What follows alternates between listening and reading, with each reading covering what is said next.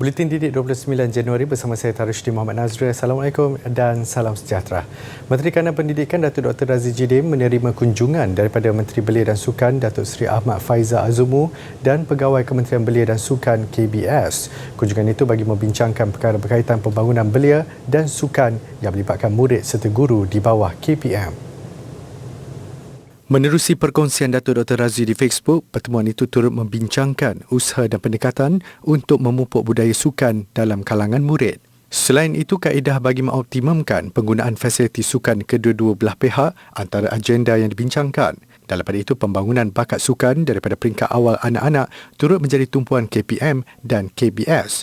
Terkini, program pembangunan dan pencarian bakat adalah antara yang sedang diusahakan. Aspek pembangunan ini perlu diberi perhatian bagi melahirkan generasi pemimpin negara yang berwibawa. Kerajaan Sabah mengarahkan semua sekolah yang terlibat dengan kluster COVID-19 ditutup serta-merta bagi mengekang penyebaran pandemik itu terutama dalam kalangan pelajar.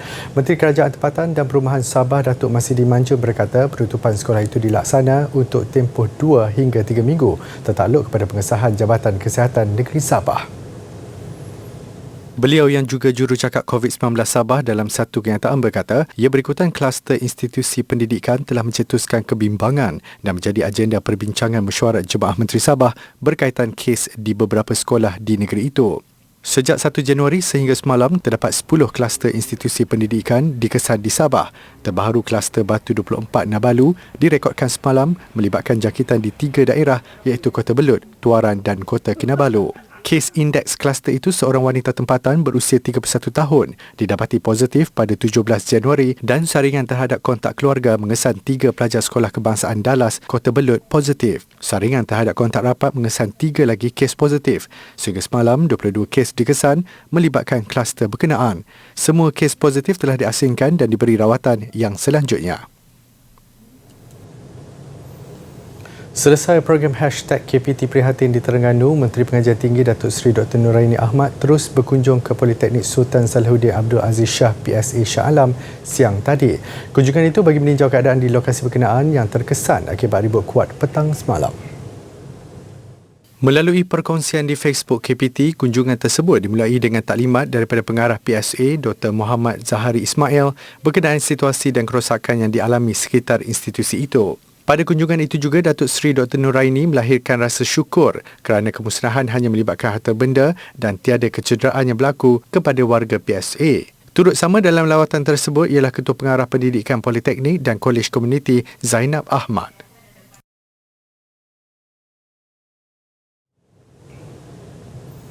Yayasan Takwa Wilayah Persekutuan memperuntukkan RM2.38 juta untuk pemberian bantuan persekolahan kepada 14,000 pelajar kurang berkemampuan di seluruh negara tahun ini. Peruntukan itu adalah daripada kutipan zakat Majlis Agama Islam Wilayah Persekutuan Mawib. Menteri di Jabatan Perdana Menteri Idris Ahmad berkata, bantuan sebanyak program Jom ke Sekolah bernilai RM170 bagi setiap pelajar itu turut disalurkan kepada pelajar bukan Islam yang layak menerimanya. Manakala untuk Sabah dan Sarawak, bantuan diberikan masing-masing kepada 1,200 pelajar memandangkan kawasan negeri ini luas. Beliau berkata demikian ketika menyempurnakan pelancaran program Jom ke Sekolah 2022 peringkat kebangsaan serta penutupan program Dekat di Hati Anak Malaysia di Desa Kencana Felda Sahabat, Lahad Datu Sabah. Sumbangan itu diharap dapat meringankan beban ibu bapa dalam menyediakan keperluan persekolahan anak-anak tahun ini selain menyuntik semangat belajar dan berjaya dalam kalangan pelajar.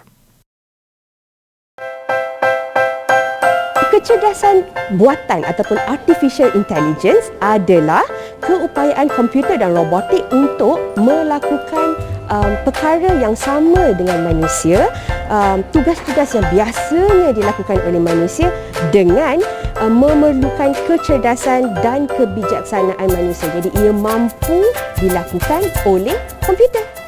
Teknologi pengecaman wajah atau facial recognition merujuk kepada keupayaan komputer untuk mengenal pasti seseorang melalui ciri-ciri unik muka mereka. Bidang teknologi ini adalah sebahagian daripada teknologi pengecaman imej yang memproses imej muka dengan menggunakan algoritma pemprosesan imej. Pengecaman wajah berfungsi dengan mengenal pasti corak unik.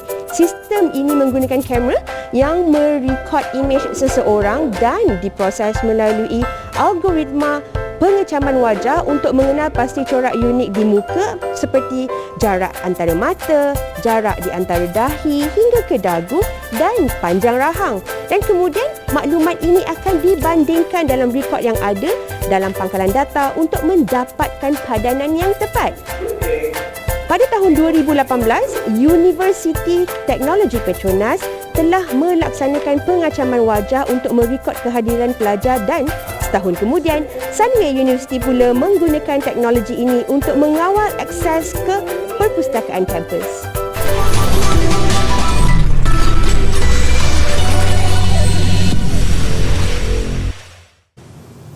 Bertemu kembali. Bersama mengurak langkah mencipta kecemerlangan dalam sukan dengan atlet. Ibarat irama dan lagu yang tidak dapat dipisahkan, begitu juga dengan fisioterapi dan sukan saling berhubung kait demi memastikan atlet dan sesebuah pasukan itu lebih mantap dan bersedia beraksi pada setiap saingan yang mencabar di peringkat dalam maupun luar negara. Segmen Kejaya Pilihan minggu ini mendekati karier jurupulih perubatan atau lebih sinonim dipanggil ahli fisioterapi. Berkhidmat di Institut Sukan Negara ISN di bawah cawangan rehabilitasi sukan, Aila Syamira Jaman Syaban memulakan karier sebagai ahli fisioterapi sejak 10 tahun lalu. Penglibatannya dalam bidang fisioterapi sejak peringkat universiti bermula dengan nasihat dan dorongan ibunya yang menggalakkan anak ketiga daripada 4 beradik ini mengambil diploma fisioterapi. Sebenarnya minat tu datang selepas saya mulakan praktikal saya sebagai student diploma. Ketika itu salah seorang pensyarah saya, dia bawa kami ke praktikal terlibat dengan sukan Sukma. Sukma Melaka 2010. Di situ baru timbul minat sebenarnya dengan fisioterapi ni. Sebab saya ingat fisioterapi ni pekerjaan yang agak macam dekat hospital, rupanya ada fisioterapi sukan. Tugasannya bukan sekadar merawat dan memulihkan kecederaan atlet, tetapi juga membantu memenuhi keperluan fisiologi seseorang atlet. Aila perlu bekerjasama dengan pelbagai pihak seperti jurulatih dan pakar nutrisi dalam memastikan kesihatan atlet berada pada tahap optimum. Kecederaan tak akan berhentikan atlet daripada teruskan latihan ataupun menyertai pertandingan. Itu agak menarik tau kat sini. Dia macam dia bagi diri kita ataupun sebagai fisioterapi satu cabaran untuk sentiasa melangkah bersama atlet. Kalau tak, kita tak dapat capai apa yang kita nak bersama dengan atlet.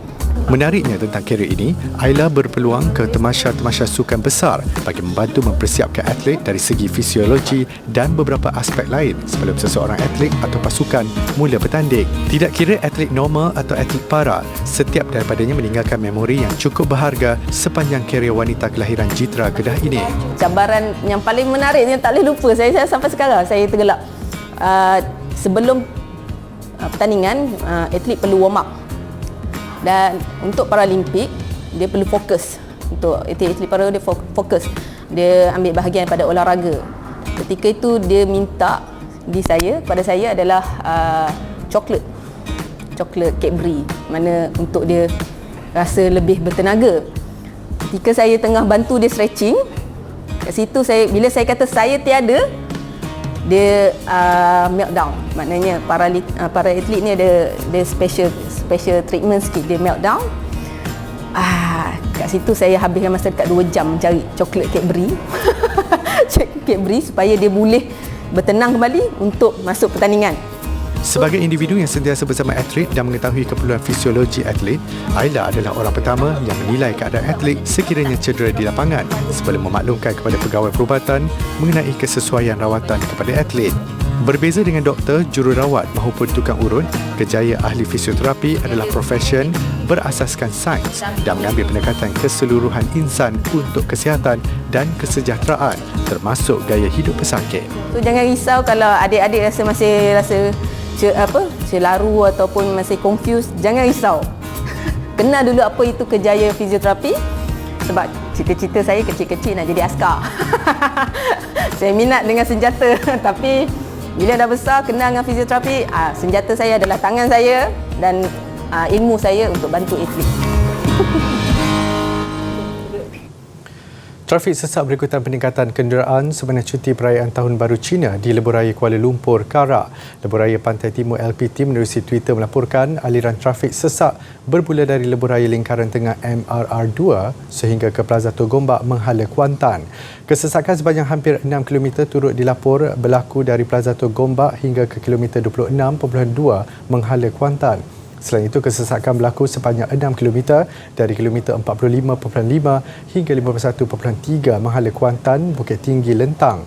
Konsesi tol telah menjangkakan berlakunya peningkatan jumlah trafik di lebuhraya utama seluruh negara sejak semalam hingga 6 Februari ini dengan jumlah kenderaan meningkat daripada 1.4 juta kepada 1.6 juta.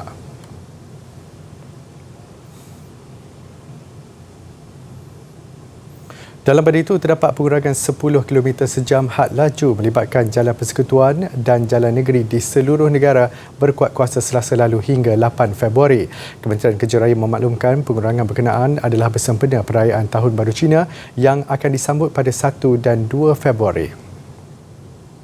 Dalam satu kenyataan, kementerian itu berkata pengurangan terbabit menjadikan had laju jalan persekutuan kini 80 km sejam daripada 90 km sejam, manakala jalan negeri daripada 80 kepada 70 km sejam. Jelasnya, perwataan pengurangan had laju sementara ini adalah antara langkah keselamatan dan pemantauan diambil kerajaan bagi meningkatkan keselamatan dan mengurangkan risiko kemalangan jalan raya yang kerap berlaku pada musim perayaan. Pihaknya turut bekerjasama dengan Kementerian Pengangkutan dan PDRM dalam mengambil langkah awal mengadakan program pemantauan jalan raya secara berterusan.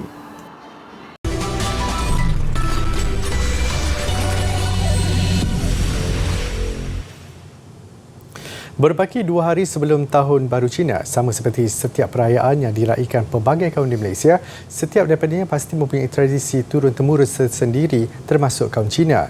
Bagi keluarga Jayden Cheng Wei Ji, menempah sepasang samfu baharu atau pakaian tradisional Cina bagi lelaki adalah antara rutin tahunan mereka. Menurut Jayden yang berusia 12 tahun, samfu membawa maksud baju dan seluar dalam bahasa dialek Cantonese. Selain itu, keluarga ini juga akan membahagikan tugasan untuk setiap ahli keluarga dalam membuat persiapan sempena perayaan tersebut. Saya dan adik sentiasa ditugaskan untuk menghiasi rumah kami dengan mengikut zodiak tahun dan kreativiti kami. Kami akan menghiaskan rumah dengan kain merah, alat-alatan perhiasan rumah dan hiasan dandong yang baru dibeli. Selain itu, kami juga akan menulis Tahun Baru Cina kaligrafi pada kertas merah yang akan memberikan maksud Om dan Tuah untuk keluarga kami.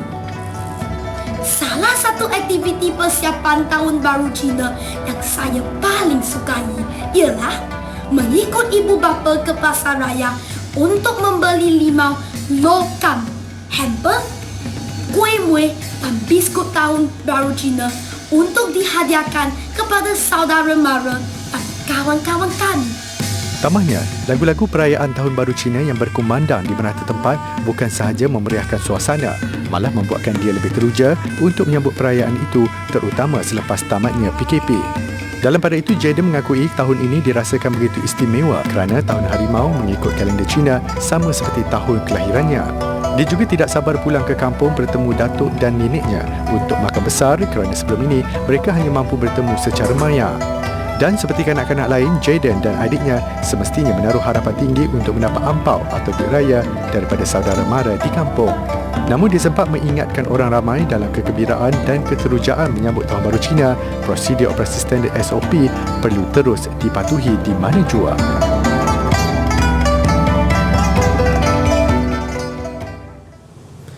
Bunga ros atau mawar yang diminati sejak kecil membawa tuah kepada seorang bekas pensyarah kaunseling dan psikologi Universiti Malaysia Terengganu UMT. Bukan setakat indah menghiasi halaman rumahnya, tetapi juga membantu menjana pendapatan sampingan. Malah Dr. Sharifah Mazeti Adibah Al-Said Muhammad turut menyediakan peluang pekerjaan kepada penduduk tempatan melalui perniagaan bunga rosnya.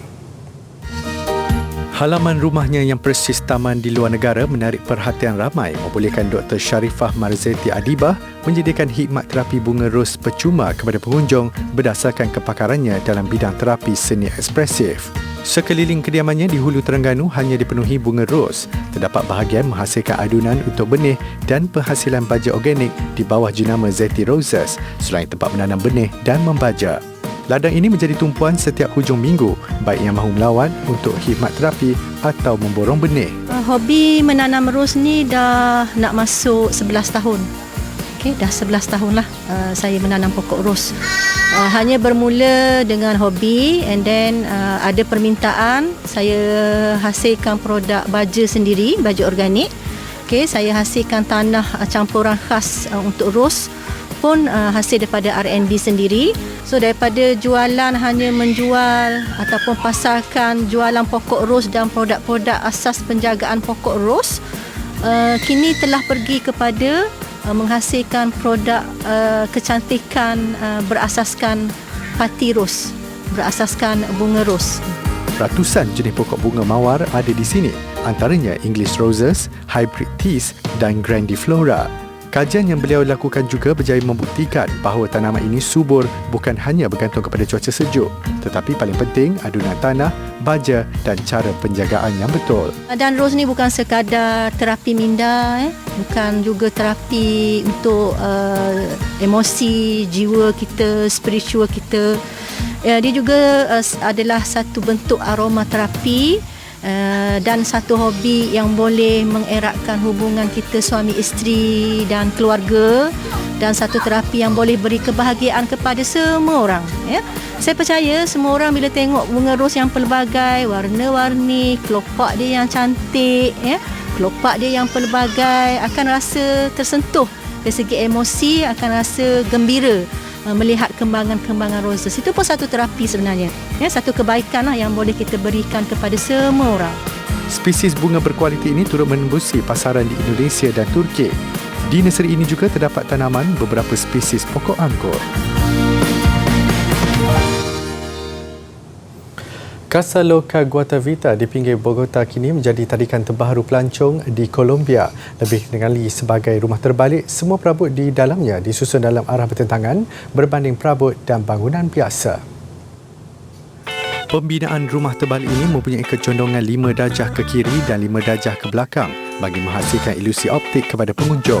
Rumah pelik itu adalah cetusan idea Fritz Schall, seorang warga Austria yang sudah tinggal di Colombia selama lebih 2 dekad. Ternyata kewujudan Casa Loca telah menarik ratusan pelancong dalam masa kurang sebulan selepas perasmiannya.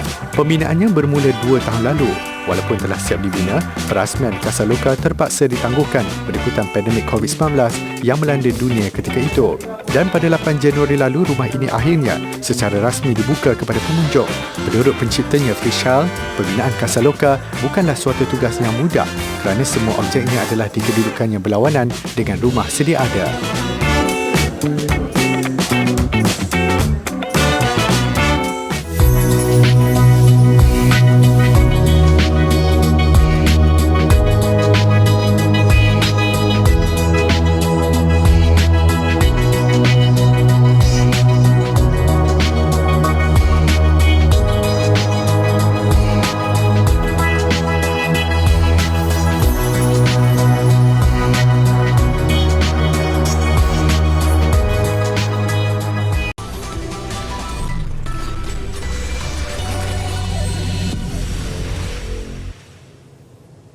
Sukan.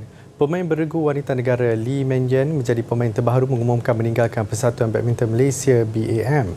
Badan induk itu dalam satu kenyataan menjelaskan ketua pasukan wanita pada saingan Piala Uber 2020 dan turut beraksi di Sukan Olimpik Tokyo menamatkan ikatannya bersama kem kebangsaan berkuat kuasa hari ini. Tidak seperti kemelut yang melanda pemain perseorangan lelaki negara, Lee Zijia dan Goh Jingwei, keputusan Mengyan untuk meninggalkan BAM bukanlah sesuatu yang mengejutkan. Mengyan dilihat masih bergelut untuk membentuk kombinasi mantap bersama gandingan baharunya Yap Cheng Wing selepas pasangannya sebelum ini Chow Mei Kwan mengumumkan persaraan sebaik tamat Sukan Olimpik Tokyo Ogos tahun lalu. Antara pencapaian Mengyan ketika bersama Mei Kwan adalah naik juara terbuka India 2019, juara antarabangsa Saitmodi 2018 dan naik juara terbuka Rusia 2018. Mengyan menerusi satu kenyataan di media sosialnya menjelaskan biarpun tidak lagi bersama BAM, namun dia tetap akan meneruskan kejayaannya sebagai pemain profesional dan mewakili Malaysia. Beliau turut mengucapkan terima kasih kepada semua yang memberi sokongan terhadap karirnya.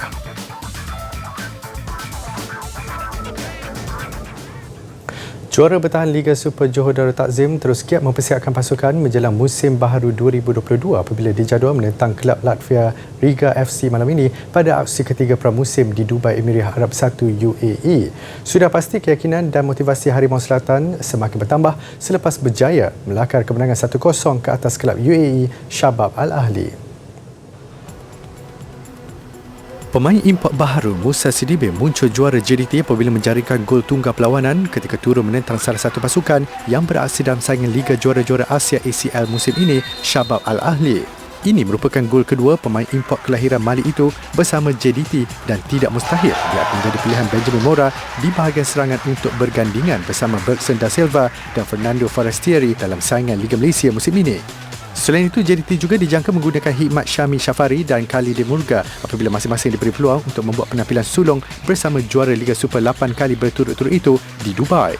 JDT akan terus mencuba kombinasi baharu apabila dijadual menentang kelab Latvia Riga FC malam ini sebelum menutup aksi pramusim menentang dua kelab dari Rusia, Rodina Moskow dan Spartak Moskow 2 dan 5 Februari depan.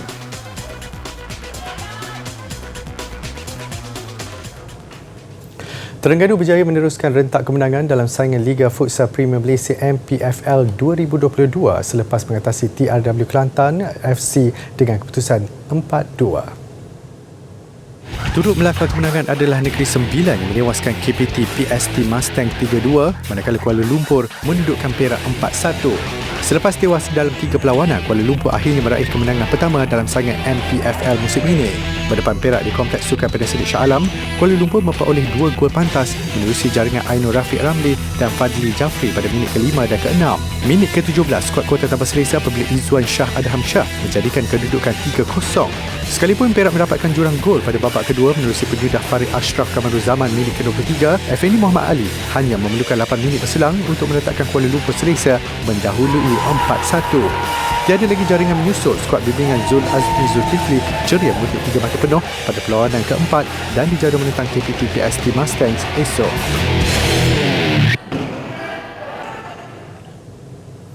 Persiapan menjelang Tahun Baru Cina di Indonesia mengakhiri Buletin Didik. Saya Tarusydi Muhammad Nazri, salam hormat dan kita jumpa lagi.